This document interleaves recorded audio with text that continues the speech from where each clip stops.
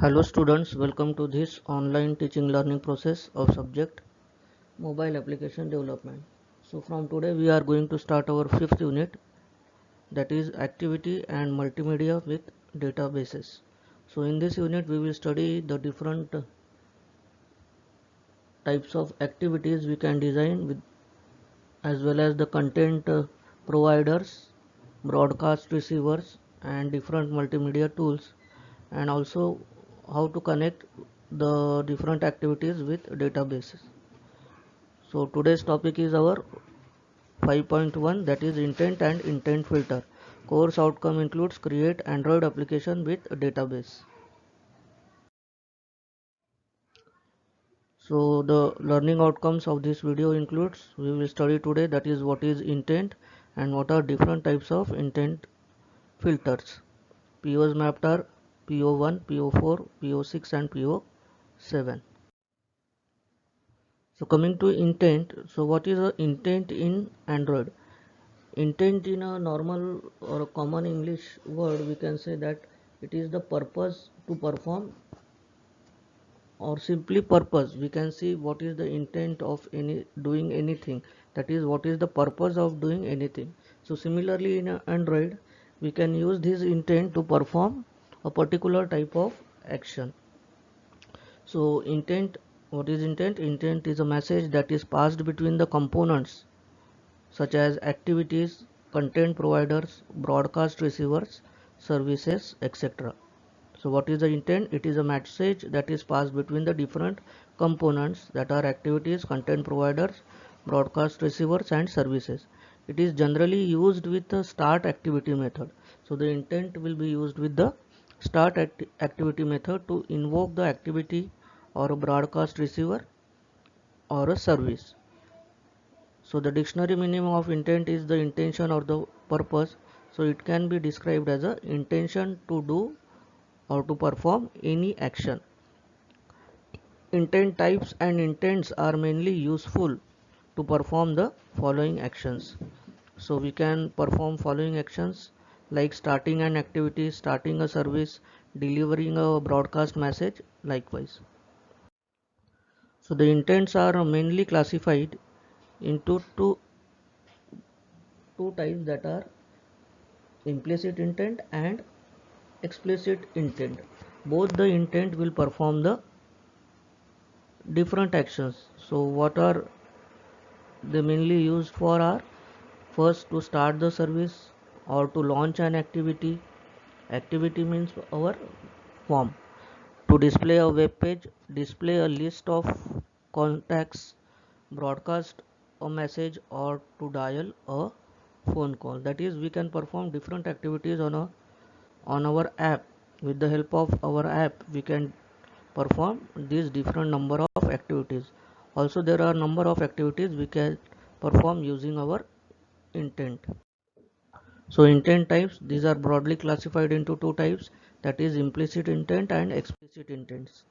So coming to the implicit intent, it doesn't specify the component. That is, implicit intent type of intent will never specify any of the component, like whether it is an activity, whether it is an broadcast receiver notification or a service.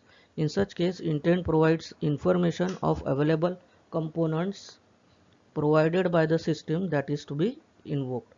So what this intent or implicit intent will do, it will not specify any component and it will invoke the particular component with the number of information available.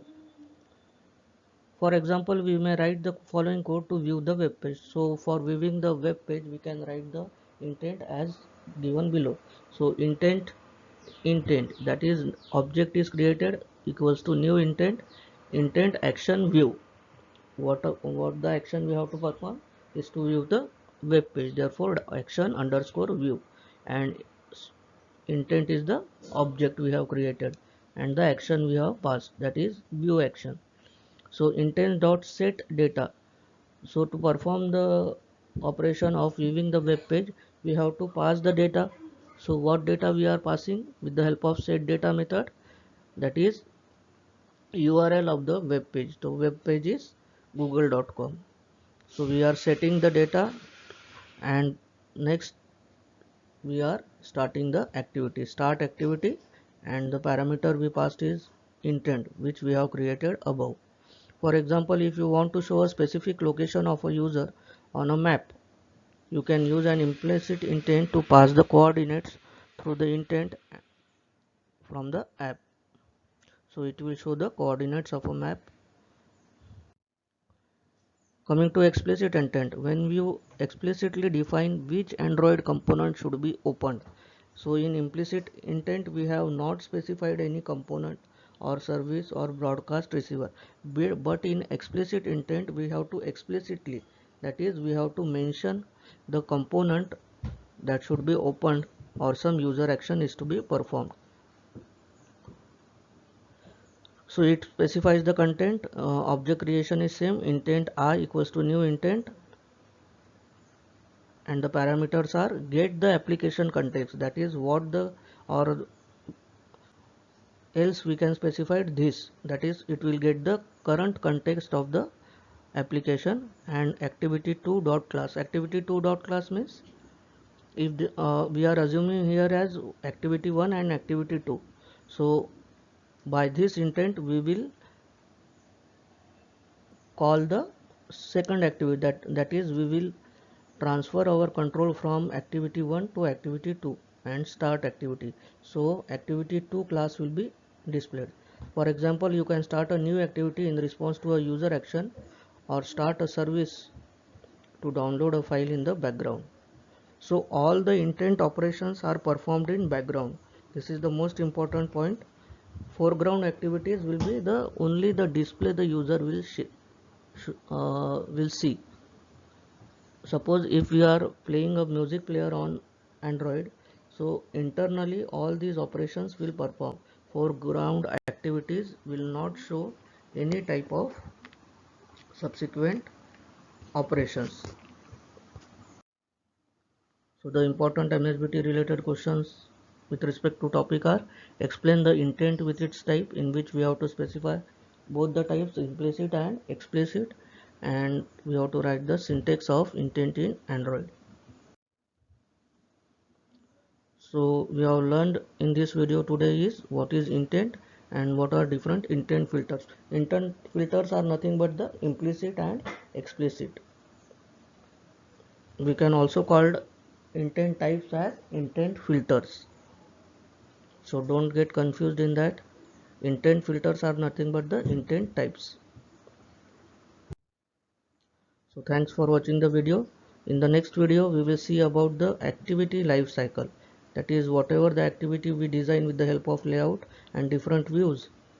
So how the activity will initialize or it will load and perform internal various operations.